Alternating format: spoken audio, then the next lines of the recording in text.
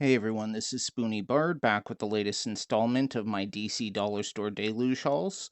I've got this new title card I'm still trying to play around with from my good friend Boomer the Nerd. Subscribe. And let's get into the books. Book up is Superman Birthright, Volume 1. Collects the first 6 out of 12 issues of Superman Birthright. It also reprints Action Comics number 245.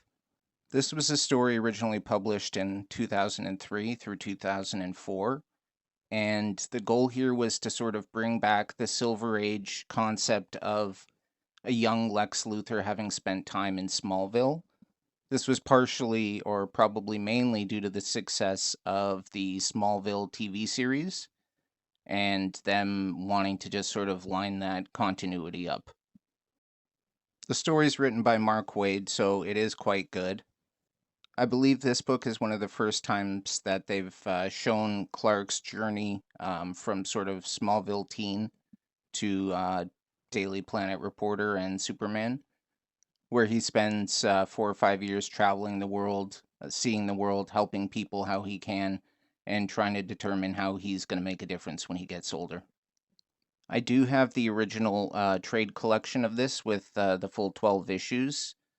I've read the story before. I'm familiar with it. I bought this again just for the sake of the Eagle Moss completion.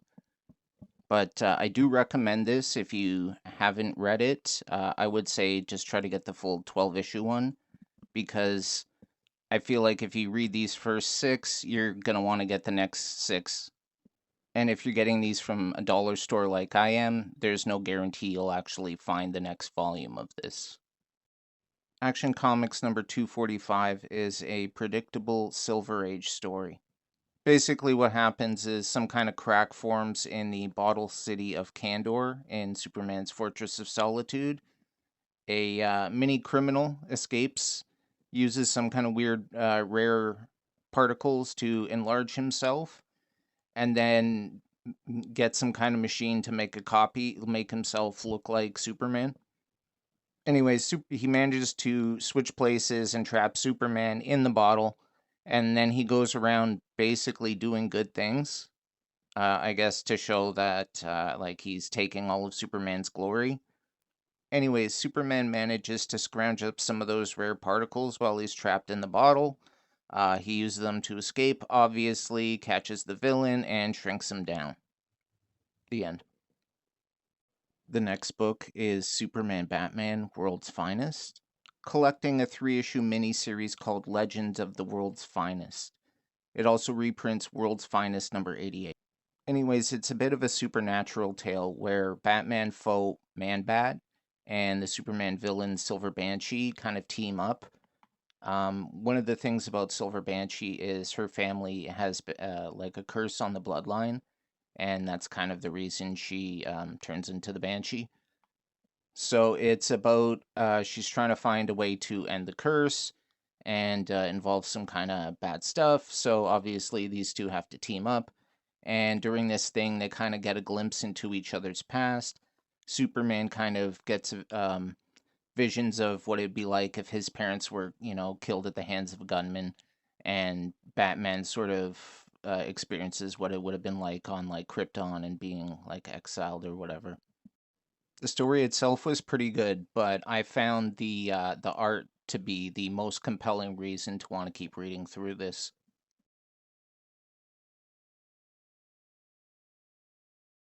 World's Finest was a series that combined DC's two most popular characters, Superman and Batman, into a single monthly book. The issue reprinted here, World's Finest number 88, is actually the first issue that ever featured a team up between the Joker and Lex Luthor. Basically, what happens is they team up and they claim that they're going straight.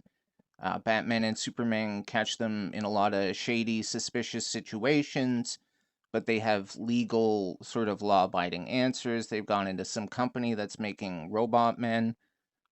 Superman and Batman get duped a bunch of times, and then Luthor uses the robot men to try to rob a bank, and obviously they get caught. This is one of those goofy Silver Age concepts that just seems to work for some reason. The next book is Batman Odyssey, Part 1. This collects the first 6 issues of a 13-part series. It also collects Detective Comics number 32. Now, this series is written and drawn by Neil Adams. In one of my last videos, I read the sort of Superman story that he wrote, which he wrote actually a couple years after this one. And I can say, after reading both of these, I can tell you that Neil Adams is not a very good writer, which doesn't bother me too much because he is a phenomenal artist. However, his art appears so inconsistent throughout this book, as it has 4 different inkers: himself, Bill Sienkiewicz, Michael Golden, and I forget the other one. You can definitely see the difference in their styles, and it does kind of distract. The story itself is really weird. It's first of all, it's set in the early days of Batman, where Robin was Dick Grayson, and it was basically just the two of them. He's recounting one of his earlier missions where he actually did use guns, because the character originally did use guns in a couple issues when Batman first came out. They changed that pretty quickly for a few reasons. One, you don't want to expose kids to their heroes waving around pistols and shooting at people, but also Batman's origins lay in the fact that his parents were killed with a gun. So anyways, it's the early days of Batman. He's still inexperienced. He carries a gun for his own protection, and he comes across as really unhinged. And for Batman, that's saying a lot. I went into this with mild expectations. I mean, it is Neil Adams returning to a Batman book, but at the same time, I've read his Superman stuff and was not happy with it. I would grab part 2 of this if I saw it, again, just for the sake of the completion, but I don't recommend this story very much. If you actually liked it, then cool. Detective Comics number 32 is a Golden Age book that actually has a couple interesting things going on for it. First of all, it's collected here because of the theme of Batman using guns. This story is actually Batman versus the Vampire Part 2. Anyways, this is one of the few times Batman uses a gun. So in part 1 of the story, Batman's girlfriend was bitten by a vampire. And in this part 2, Batman tracks down the vampire, makes a silver bullet, and basically shoots him while he's sleeping. It's also notable for being the second appearance of the Monk, which is arguably one of Batman's first costumed villains. My next book is Wonder Woman, Amazon's Attack, Part 2, collecting Wonder Woman issues 11 and 12, and Amazon's Attack, issues number 3 through 6. It also reprints Wonder Woman number 184. So the Amazon's Attack was a sort of Wonder Woman-centric event that did sort of spill over into the Teen Titans book because of Wonder Girl, and the Supergirl book, because in Superman Batman, when they reintroduced Supergirl to the sort of modern DC universe, they had her spend time on Themyscira training with the Amazons. At the beginning of the then current Wonder Woman series, the villainous Circe had resurrected Diana's mother, Hippolyta. This was the Golden Age Wonder Woman, who I believe died sacrificing herself during the Superman event, the Imperiex War. Circe uses her magic to resurrect Hippolyta and then influence her into waging war against mankind. This is also provoked by the sort of technological using Amazons, the Bana Migdal. They were a part of the Amazons. They were exiled, and then they relied sort of more on technology than magic. This book really helped set the stage for the Gail Simone run on Wonder Woman, which was quite good, and I've actually got coming up later in this video. Wonder Woman 184 is a story where she's battling with Ares, the god of war, and she goes back in time to King Arthur's court to try to request assistance from them, but they're all tired of being called heroes and they want nothing to do with it. She's then approached by the Valkyries, who agree to aid her in battle.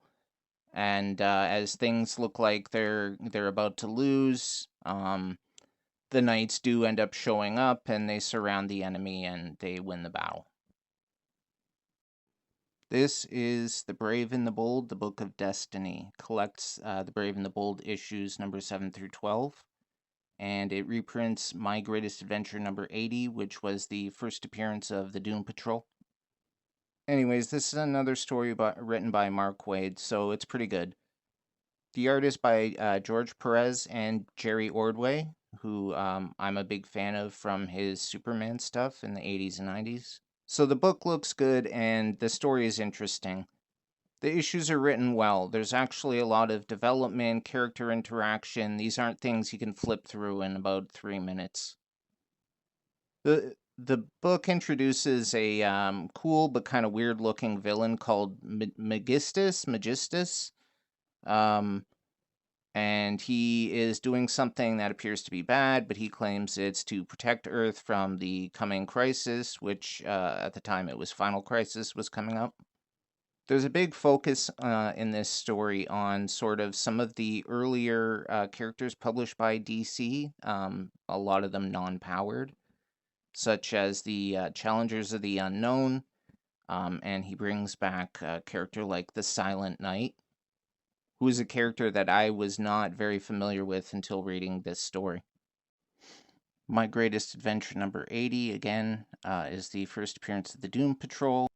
It actually predates the X-Men as the kind of first team of freaks. Obviously, there was some appeal to this, but the Doom Patrol wouldn't really kind of explode in popularity until Grant Morrison in the 80s. My next book is Superman and Supergirl, Maelstrom. This was published as a 5-issue miniseries, and it actually predates the Amazon's attack. This book also reprints the Jack Kirby Mr. Miracle number 6. So this story is kind of about two different women. You've got, obviously, Supergirl, who has recently come to Earth not too long ago, and she's still kind of unsure of herself, and she's very heavily reliant on her powers. So Superman, as a way to kind of train her, but also more as a bonding exercise, takes her to a planet with a red sun. So they're kind of forced to survive just on their own without their powers. The other woman in the story is this woman named Maelstrom from Apocalypse. She's someone who's in love with Darkseid and wants to win his favor and attention by killing Superman. And because she couldn't find him at the time, therefore Supergirl. This book has great writing and great art, and while it's not important to read in order to stand any of the other books going on at the time, it does fit nicely into canon. Mr. Miracle was part of Jack Kirby's DC work after he left Marvel in the 70s. A lot of that stuff feels dated and is difficult to read. I think the Superman pal Jimmy Olsen is the most accessible one, in my opinion. But I love the character of Mr. Miracle, and this issue features the first appearance of the female Furies, Granny Goodness's personal hit squad. The Flash, Fast Money collects The Flash issues number 238 through 243, and it also reprints The Flash issue 106.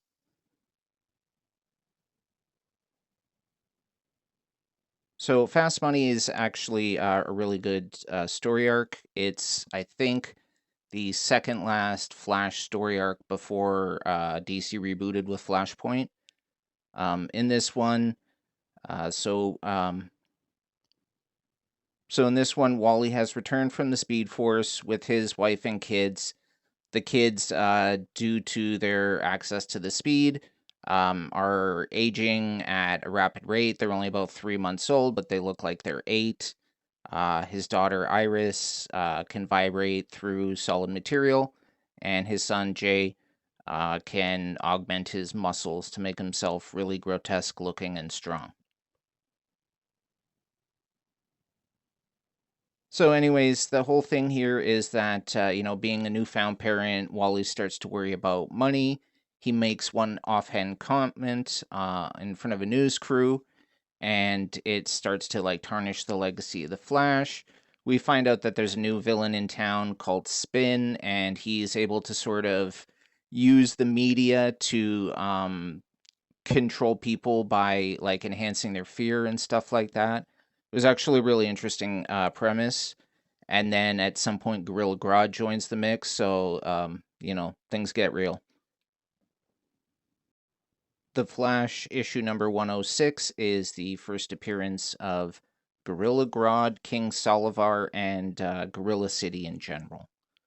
Um, it is a Silver Age story. That's all I can really say. Cool concepts were introduced here, but the story itself, through modern perspective, is pretty dull. Last book here is Wonder Woman Rise of the Olympian. This collects Wonder Woman issues number 26 through 33, and it also reprints Wonder Woman issue number 105. So this is actually set about a dozen issues after the Amazon's Attack storyline. I believe this was Gail Simone's second or maybe third storyline on the book. It's a really cool storyline. She introduces this character of Genocide, and so to explain Genocide, like Wonder Woman's origins are she was shaped, she was made from clay, and the gods blessed her with life, and she came to life, and that's why she's a wonder. Um, the idea with Genocide is they actually took some future version of Wonder Woman, like when she's dead, they took her body and they mixed the clay with soil from kind of every major site of like mass murder or genocide across the globe. So they'll get like dirt from concentration camps and like in Rwanda and Darfur, and so they they took this clay that Wonder Woman was made from, and they added to it all this earth that was tainted with hate and with blood, and so they created this character called Genocide. And whenever they do these kind of opposite characters, it's always a good way or an interesting way to kind of look at the characters we know through a different lens. Um, the way that Wonder Woman had been written over the last couple of years before this, especially ever since the Countdown to Infinite Crisis, where she killed Max Lord. They've been emphasizing the more warrior nature of her aspect a lot.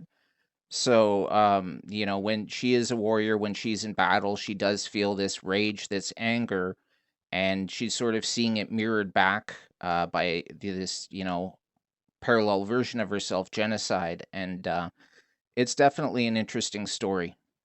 A great run on the series. Wonder Woman 105, written and drawn by John Byrne, is the first ever appearance of Cassandra Sandsmark, the current Wonder Girl and the second Wonder Girl after Donna Troy. This is her first appearance, but she doesn't become Wonder Girl until about a dozen issues later. So that's it for me. I feel like I rambled a lot on this one. If I should try to make them shorter, let me know.